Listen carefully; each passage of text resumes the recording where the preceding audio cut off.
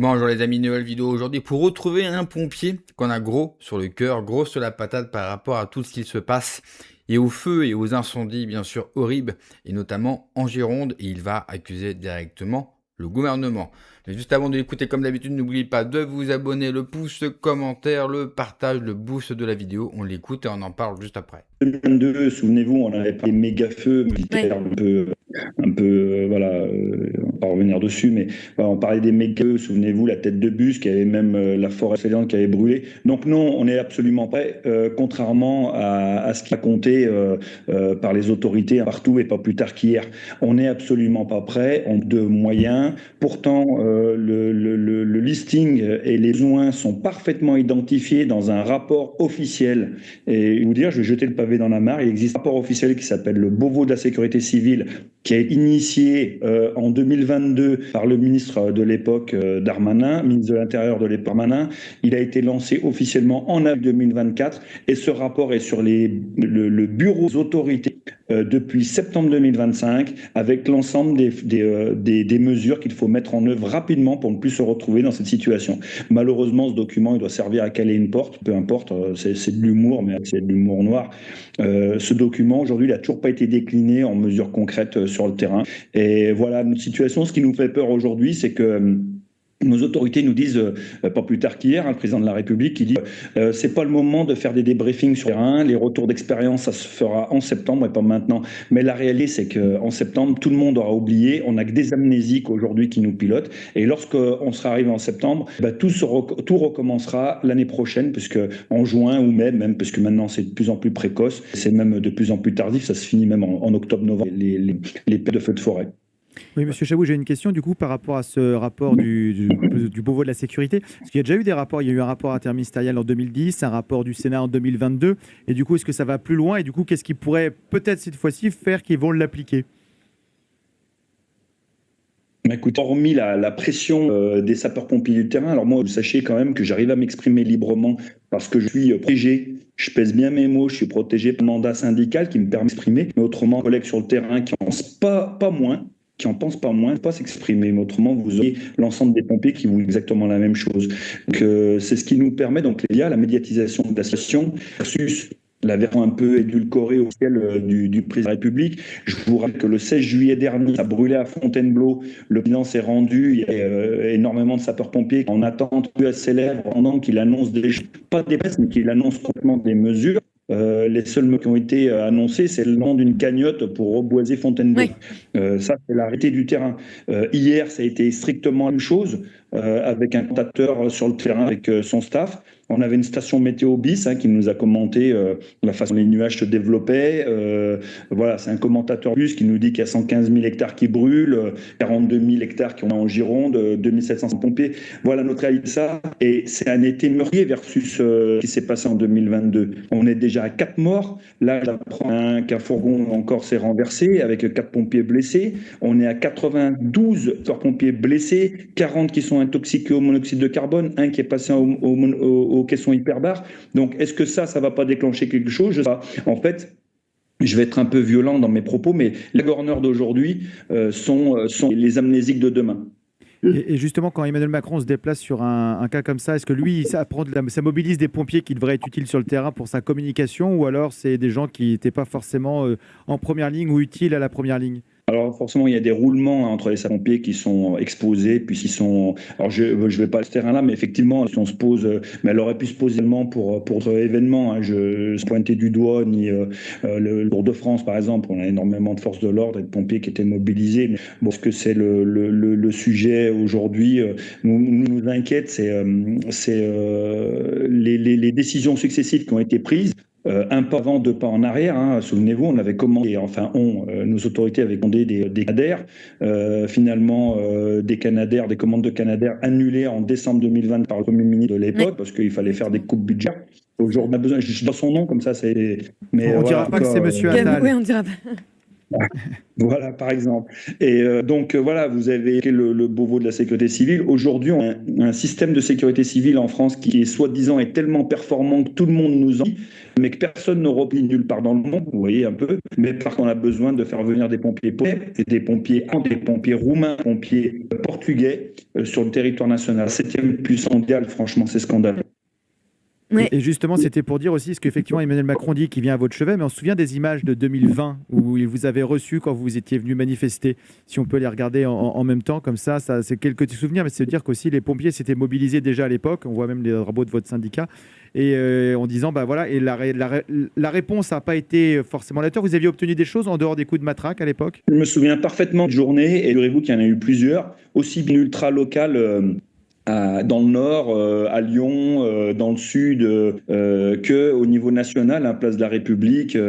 Oui, je me souviens parfaitement de cette manifestation. Non, alors on a pris d'autres choses. On a des gaz également. On a été et pas grand-chose. Et pourtant, à ce moment-là, on réclamait des moyens, principalement des moyens humains et des moyens matériels. Les moyens humains, c'est quoi? De recruter des sapeurs-pompiers rapidement. Aujourd'hui, l'excuse de dire qu'on n'a pas de lauréat de concours, elle est bidon. On a des milliers de sapeurs-pompiers, des jeunes sapeurs-pompiers qui sont prêts à être recrutés comme sapeurs-pompiers professionnels. Il faut juste leur donner l'occasion d'être recrutés et de venir grossir en des personnels. Au-delà de la forêt, on a un bruit de fond permanent lié à l'activité des sapeurs-pompiers. On parle des malaises, des accidents de la route, des feux de voiture, voilà, tout ce qu'on connaît au quotidien. Hein. Je mets de côté les feux de...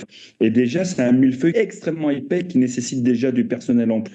Et malheureusement, aujourd'hui, il vient se rajouter cette épaisse couche de feux de frais qui fait qu'on est à la rupture. On est vraiment à la rupture. Et là, quand je vois qu'on est obligé d'appeler les agriculteurs et la population au chevet des sapeurs-pompiers, parce que c'est eux qui sont venus au chevet des sapeurs-pompiers, c'est un message fort quand même, que c'est que lorsque les gens ils s'organisent entre eux, ça, c'est qu'ils ne croient plus en l'État, ils ne croient plus en l'État qui peut, qui sait normalement organiser tout ça. Bien sûr que la situation des pompiers est inadmissible. Mais dans le même temps, j'ai envie de vous dire, qu'est-ce qui n'est pas inadmissible en France aujourd'hui, dans la France de Macron? Effectivement, Macron avait promis des budgets, avait promis qu'on allait rénover nos Canadair et qu'on allait augmenter en plus leur nombre de 12 à 16. Et vous le savez, non seulement nous n'avons pas réinvesti, on a fait baisser les budgets, et il nous manque des Canadair parce que nous sommes trop radins pour acheter des pièces. C'est pas parce qu'il manque de l'argent en France. On a l'argent pour faire absolument ce qu'on en a envie. Le problème, c'est que le gros de l'argent public, de nos impôts, ne sert qu'au fonctionnement de l'État et au millefeuille territorial. En clair, aux ministres, à la haute fonction publique, aux fonctionnaires, que à des gens qui ne produisent et qui n'apportent aucune plus-value. Est-ce que je dois expliquer la plus-value qu'apportent les pompiers? Je crois qu'on n'en a pas besoin. J'aimerais également pousser un coup de gueule, 2 coups de gueule, ça sera un coup de gueule multiple. Le premier, c'est envers la droite française qui accuse la gauche et les politiques écologiques d'entraîner la multiplication des feux. Vous l'avez sûrement remarqué près de chez vous parce que c'est partout en France, on ne tombe plus, on ne coupe plus et vous avez beaucoup de petits buissons, de fougères qui apparaissent et ça prend évidemment extrêmement vite quand il y a du feu. J'aimerais dire à la droite une chose, la gauche n'a pas le monopole de la bêtise, parce que vous vivez dans une ville de droite ou dans une ville de gauche, dans les deux cas, les budgets ont été coupés. Donc oui, la façon de voir l'écologie de la part des écologistes ou de la gauche pose problème, mais il faut être honnête, la droite ne met pas non plus d'argent. Donc ce n'est pas un problème de gauche, ce n'est pas un problème de droite, c'est un problème que l'argent en France ne va pas là où il devrait tout simplement. Allez. Ensuite, l'autre coup de gueule, c'est sur certains confrères. Je ne vais pas donner de nom, mais j'ai vu des influenceurs, des personnalités politiques extrêmement influentes, suivies par des centaines de milliers de personnes, partir dans des théories du complot. Soit ils le disent clairement dans les vidéos que vous pouvez regarder en vous expliquant que les feux de forêt sont faits exprès parce que derrière il y a un projet, ou alors vous avez les autres qui vous disent « c'est bizarre quand même ». Moi ça me fatigue un petit peu en fait. Ça me fatigue qu'on voit des complots partout. C'est toujours la faute de quelque chose d'autre. 98% des feux de forêt, c'est l'homme. Et bien, souvent même des pompiers. D'ailleurs, à l'heure où je vous parle, une vidéo est sortie de quelqu'un qui a filmé une personne qui tente d'allumer un feu. Il n'y a pas de complot derrière. Je n'ai même entendu un d'ailleurs, je ne donnerai pas son nom, qui a dit c'est bizarre, il n'y a qu'en France qu'il y a des feux, dans nos pays voisins, des pays chauds, il n'y a pas d'incendie. J'ai vécu en Espagne, il y a des feux tous les ans et c'est un pays chaud. À l'heure où je vous parle, Madrid est entouré par les flammes. En Grèce, vous avez des feux. Alors oui, c'est vrai, quand vous êtes un influenceur politique, vous devez prendre la parole sur beaucoup de sujets. Mais quand vous n'y connaissez rien, et cela arrive souvent, il est préférable de se taire car vous emmenez ceux qui vous écoutent dans des voies de garage. Pour régler les problèmes des feux en forêt, il y a des mesures toutes simples. Est-ce que vous savez par exemple qu'un pompier peut toucher 8 € de l'heure? 8 € de l'heure et au maximum 10 € de l'heure. Brut, hein, on est en France bien sûr. Vous vous rendez compte? Ces gens-là, qui la plupart du temps, parce que hormis les pompiers de Marseille et de Paris qui sont des professionnels, donc qui en vivent clairement, bien sûr, les autres ont une vie de famille, ils ont un boulot en plus. On n'est pas capable d'avoir des pompiers professionnels à travers toute la France. Vous vous rendez compte que les pompiers qui aujourd'hui sont dans les incendies en Gironde n'ont même pas les bons masques et ils les ont achetés eux-mêmes. Donc même ceux qui survivent, heureusement et grâce à Dieu, ils vont être intoxiqués. Ils risquent peut-être des cancers ou de mourir plus tard. Nous avons déjà perdu combien de pompiers? 3, 4, 5, c'est inadmissible. Alors que les pompiers risquent leur vie, effectivement, il y a la possibilité de mourir. Oui, et il faut rendre grâce à leur courage. Il faut rendre grâce aussi à la solidarité qu'on voit à travers toute la France. Non seulement les paysans d'ailleurs, c'est tout le monde. Ce qui prouve que la France n'est pas morte. Ce qui prouve que les gens ont compris que l'État, il l'a dit, l'État ne viendra pas les aider. Ils n'ont plus confiance en l'État. Donc les Français prennent les choses en main. Parce que c'est leur territoire, c'est leur patrimoine. Et puis on oublie une chose, toute la faune, tous les animaux qui se retrouvent prisonniers à travers les feux. C'est une catastrophe humaine, sans parler bien sûr des gens qui vont perdre leur maison, leur économie, leurs souvenirs. Bien sûr, tout ça est inestimable. Sous Napoléon, un feu de forêt, c'était la peine de mort. Alors bien sûr, aujourd'hui, vous le savez, au nom de l'humanisme, on a enlevé la peine de mort. Moi, je serais pour la prison à perpétuité. Tu t'amuses à allumer un feu, on te fout en prison. Terminé. Et là, vous allez voir que tout d'un coup, ils auront moins envie. Parce qu'aujourd'hui, ceux qu'on chope, au bout de 6 mois, ils sont dehors. Comme les autres d'ailleurs. Un pédo, 6 mois dehors. Tu allumes un feu, 6 mois dehors. Enfin, c'est quand même ce pays, il est quand même extraordinaire. Tu poignardes quelqu'un, 6 mois dehors.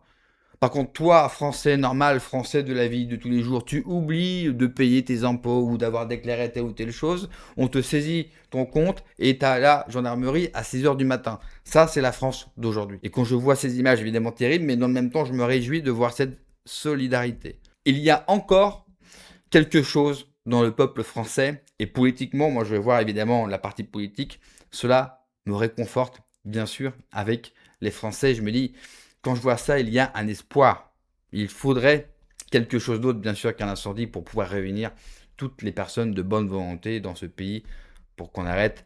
Pas avec l'État. L'État a été fourvoyé, bien sûr, par ces parasites. Il faut s'occuper des parasites et il faut les mettre hors d'état de nuire. Car vous savez, il y a des gens qui ne s'arrêtent seulement quand on les arrête. Merci d'avoir regardé la vidéo, les amis. N'oubliez pas, comme d'habitude, de vous abonner, le pouce, le commentaire, le partage, le boost de la vidéo. Prenez soin de vous, que Dieu vous protège. Allez, ciao.